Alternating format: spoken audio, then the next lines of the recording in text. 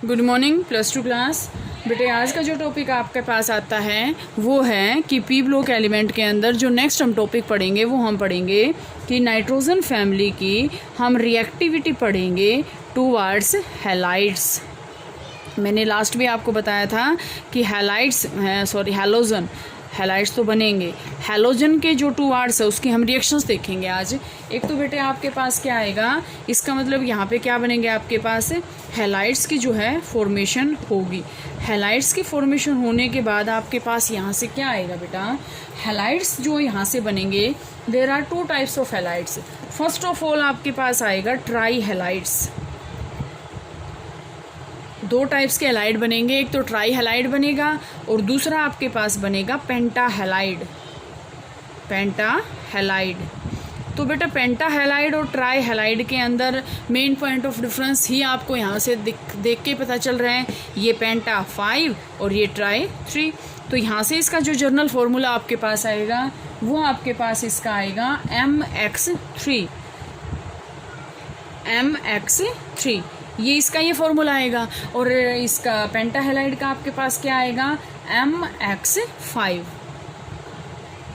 MX5 X क्या है आपके पास, M क्या है, मेटल या फिर जो भी एलिमेंट है वो है, और आपके पास क्या है, मेटल कोई ज़रूरी नहीं है कि ग्रुप 15 का एलिमेंट होगा, वो आपके पास मेटलोइड भी हो सकता है, नॉन मेटल भी हो सकता है और मेटल भी हो सकता है। और X आपके पास क्या है यहाँ पे, हैलोजन।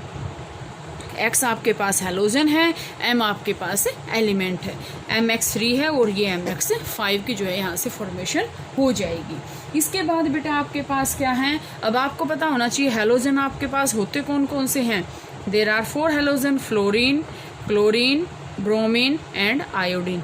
और जो नाइट्रोजन फैमिली है वो इन्हीं हैलोजन के साथ मिलके वो एक बार तो MX3 बनाएगी और एक बार MX5 बनाएगी। ठीक है, इसी के बेस पे वो जो है स्ट्रक्चर की फॉर्मेशन होएगी, जो कंपाउंड है उसकी फॉर्मेशन होएगी।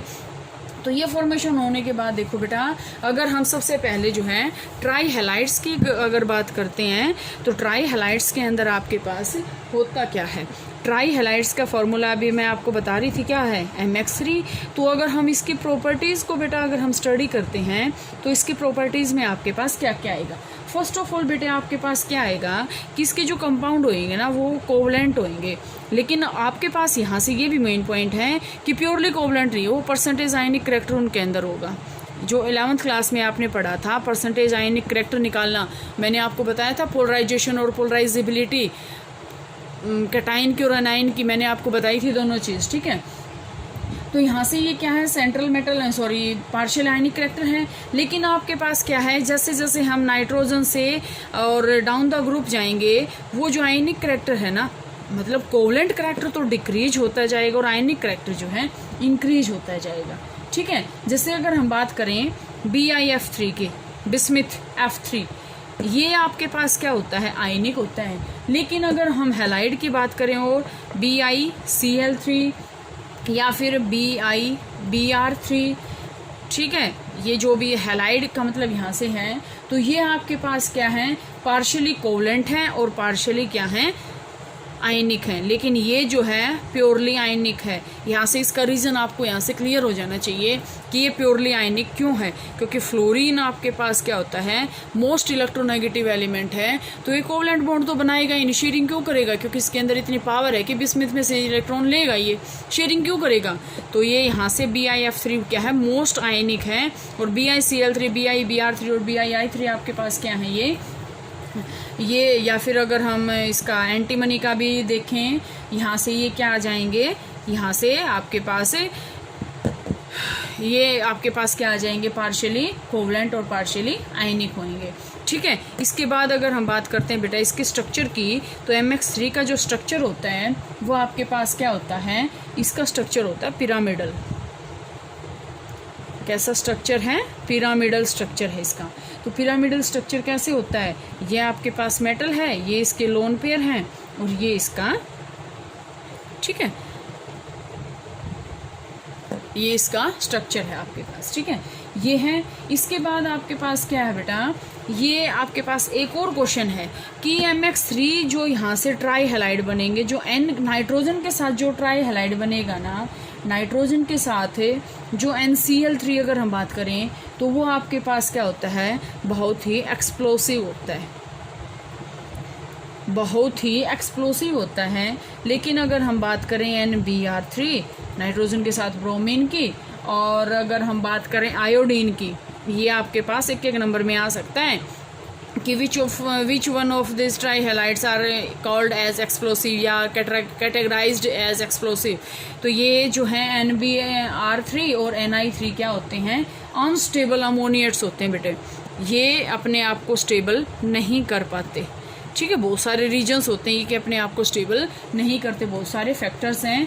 ठीक है, लेकिन ये आपके पास क्या है, अनस्टेबल अमोनिएट्स हैं। लेकिन आपके पास कुछ एक और भी हैं बेटे, जैसे अगर हम बात करें, जैसे देखो NBr3 अगर हम अकेला लेंगे तो ये क्या है, अनस्टेबल है। लेकिन अगर हम इसके साथ अमोनिया मिला दें तो ये क्या हो जाएगा, स्टेबल हो जाएगा। देखो अब स्टेबिलिटी क्या किसके कारण मिली, अमोनिया के कारण। ठीक है, स्टेबिलिटी ये इसके कारण मिली है इसको। ठीक है, या फिर अगर हम इसमें और करें, अब इसमें आपके पास क्या है कि इसका जो है ये स्टेबल क्यों नहीं है, क्योंकि जो डिफरेंस है ना इसके साइज़ में वो बहुत ही स्मॉल है, कम है। ठीक है, बहुत ही कम है।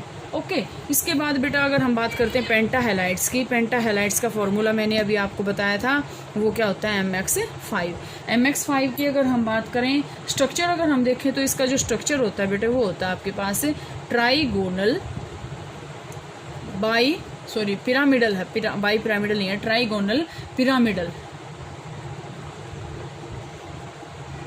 Trigonal bi pyramidal. जैसे अगर हम बात करें, ये मेटल है, एलिमेंट है आपके पास नाइट्रोजन फैमिली का, ये दो ऐसे, ये इसका बन गया पिरामिड, बन गया, और ये जो दो हैं यहाँ पे हैं। ठीक है, तो ये आपके पास क्या है, स्ट्रक्चर है पेंटाहेलाइड का। इसके बाद बेटा अगर हम बात करें तो ये जो आपके पास स्ट्रक्चर बनते हैं, नाइट्रोजन जो होता है ना, यहाँ पे ग्रुप 15 के अंदर जो नाइट्रोजन है वो यहाँ पे इसके जो हैं ये MX5 के एलिमेंट्स जो हैं नहीं बनाता। ठीक है, अब आपके पास ये क्वेश्चन आ सकता है कि why nitrogen can not participate in the formation of पेंटाहेलाइड्स।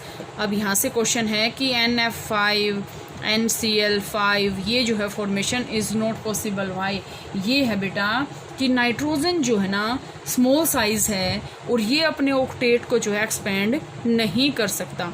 Octet जो है इसका एक्सपेंड नहीं हो सकता। ऑक्टेट एक्सपेंड नहीं होएगा तो इसका मतलब ये इलेक्ट्रॉन जो है इसके साथ बॉन्डिंग ये कैसे करेगा।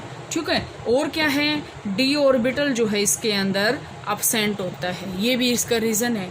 ठीक है, और यहाँ से बेटे आपके पास क्या है, बिस्मिथ का भी जो पेंटाहेलाइड है बहुत ही अनकॉमन है। अनकॉमन का मतलब क्या है, बहुत ही कम यूज़ किए जाते हैं।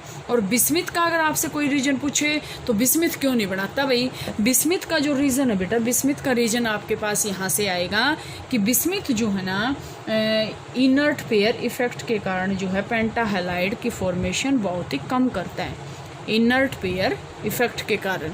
ठीक है, तो ये आपके पास क्या थे बेटा, फॉस्फोरस बनाता है। ठीक है, फॉस्फोरस आपके पास PX5 की फॉर्मेशन करता है, आर्सेनिक करता है। ठीक है, और बिस्मिथ बहुत कम करता है, मैंने अभी अभी आपको बताया है, बिस्मिथ जो है बहुत ही कम करता है। तो ये थी बेटा हैलोजन की। नेक्स्ट जो है हम मेटल्स के साथ रिएक्शन करेंगे इसके।